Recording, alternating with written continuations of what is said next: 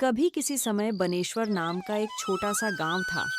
वहां मिहिर नाम का एक मेहनती और ईमानदार किसान रहता था। वह तरबूज उगाता था और उन्हें गांव-गांव जाकर सस्ती कीमत पर बेचता था। उसे मुनाफे से ज्यादा लोगों की भलाई प्रिय थी। गांव के लोग मिहिर को बहुत मानते थे, क्योंकि उसने कभी किसी से झूठ नहीं बोला, न किसी का हक छीना। हर सूरज निकलने से पहले खेत में पहुंच जाता, जैसे धरती से उसका कोई आत्मीय रिश्ता हो। मैं जो फसल उगाता हूँ वो सबके लिए है। मेरा काम सिर्फ कमाना नहीं, बांटना भी है। एक दिन गांव में पास के इलाके से एक आदमी आया। नाम था मनोज। वह एक व्यापारी कृष्ण प्रसाद का नौकर था। भैया नमस्ते। मेरे मालिक कृष्ण प्रसाद जी को बड़ी मात्रा में तरबूज चाहिए। मैं सब एक साथ खरीद लूंगा। आपको अच्छा पैसा मिलेगा। मनोज की बातों में मिठास थी, मगर आंखों में कहीं न कहीं लालच की चमक भी झलक रही थी। मिहिर ने मुस्कुराते हुए सोचा, ये भी वही लोग हैं जो मेहनती किसान का फायदा उठाना जानते हैं। भाई, धन्यवाद, पर मैं मंडी के दलालों को नहीं बेचता। मैं अपनी फसल गांव वालों को सस्ती देता हूँ। मनोज कुछ पल खामोश रहा, फिर बोला, सोच लो भैया, ऐसा मौका बार बार नहीं मिलता। लेकिन मिहिर के चेहरे पर सुकून था, लालच नहीं। मनोज ने बहुत समझाया, पर मिहिर अपनी सच्चाई पर अडिग रहा। शाम होते होते मिहिर अपने बैलों के साथ थक कर मोहनपुर नाम के गांव पहुंचा। वह विश्राम के लिए जगह ढूंढने लगा। लगता है रात यहीं बितानी पड़ेगी। बैल भी थक गए हैं। बैल भी मानो अपने मालिक की थकान समझ रहे थे।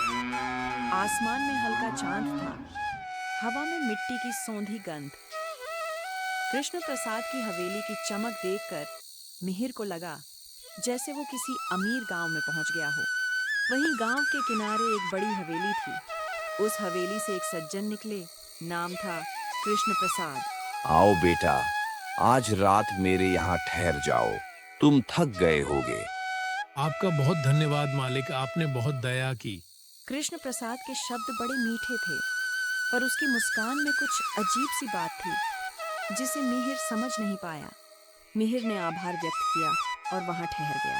रात गहरी होती गई। दूर कहीं कुत्तों के भौंकने की आवाज गूंजी और फिर सब कुछ सन्नाटे में बदल गया। अंधेरे में कोई परछाई धीरे धीरे मिहिर के गाड़ी के पास पहुंची और कुछ देर बाद गायब हो गई।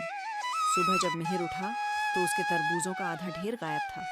हे भगवान, मेरे तरबूज कहाँ गए?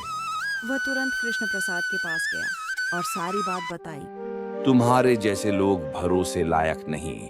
मेरे घर में घुसकर चोरी की और अब झूठ बोल रहे हो। मिहिर की आंखों में अविश्वास था। जिसे उसने भगवान माना, वही अब उस पर शक कर रहा था। कृष्ण प्रसाद की आवाज अब कड़क थी, जैसे वो अपने झूठ को सच साबित करने की कोशिश कर रहा हो। मिहिर स्तब्ध रह गया। उसने सम्मान से ठहरकर रात बिताई थी, पर अब उसे चोर कहा जा रहा था। हताश होकर मिहिर गांव लौट आया और सरपंच बनवारी के पास गया और सारी बात बताई। सरपंच जी, मैंने कोई चोरी नहीं की, पर कृष्ण प्रसाद ने मुझ पर इल्जाम लगा दिया। हम बिना सबूत के किसी को दोषी नहीं ठहराएंगे। मैं सच्चाई का पता लगाऊंगा। गांव के चौपाल में सब इकट्ठे हो गए। बुजुर्ग, बच्चे और किसान सब ये जानना चाहते थे कि आखिर सच्चाई क्या है। बनवारी सरपंच अपने न्यायप्रिय स्वभाव के लिए पूरे इलाके में मशहूर था। कोई भी फैसला बिना सोचे समझे नहीं करता था। बनवारी ने दोनों को बुलवाया, मिहिर और कृष्ण प्रसाद को। दोनों तरबूज चौपाल पर रखे गए। कृष्ण प्रसाद, अपने खेत से एक तरबूज लाओ। हम मिहिर के तरबूज से तुलना करेंगे। फिर बुलाए गए छोटू, जो सब्जियों की पहचान में माहिर था, और हकीम अमर। लोगों की सांसें थम गईं। सबकी नजरें उन दो तरबूजों पर टिक गईं। छोटू ने कहा, फर्क पता चल ही जाएगा, बस थोड़ा सब्र रखो। उसके लहजे में आत्मविश्वास था। ऊपर से तो दोनों एक जैसे हैं, पर अंदर की बात कुछ और भी हो सकती है। छोटू ने तरबूज काटा, छक्का और अचानक गिर पड़ा। सब चौंक गए। भीड़ में खामोशी छा गई। किसी को समझ नहीं आया कि अभी क्या हुआ। अरे जहर, ये क्या हुआ? नहीं नहीं, ये मेरे खेत के नहीं हैं। ये तो उसी किसान के हैं। बनवारी की तेज निगाहें कृष्ण प्रसाद के चेहरे पर टिकी थीं। हर पसीने की बूंद जैसे उसकी गलती बयान कर रही थी।